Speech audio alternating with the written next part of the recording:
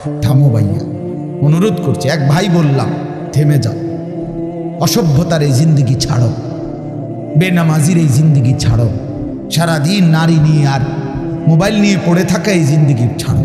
মা বোনরা, আপনারা যারা খোদার 11টা মাস বাজারে বাজারে ঘুরছেন, মার্কেটে গেছেন, কতবার গেছেন, ও মা বোন, আল্লাহ দোহাই, এক ভাই বললাম কমপক্ষে রমজানটাকে কদর করে, রমজানটাকে সামনে নিয়ে প্রত্যেকটা নারী পুরুষ, ছেলেরা, নওজোয়ানরা, বাবারা গুণামুক্ত একটা জীবন গড়ার সিদ্ধান্ত নেন।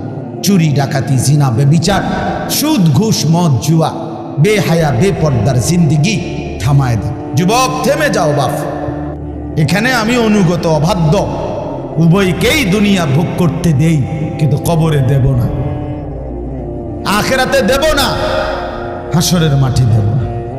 সেখানে শুধুই উইদ্দাত লিল মুত্তাকিন, জান্নাত বানানোই হয়েছে মুত্তাকিদের জন্য।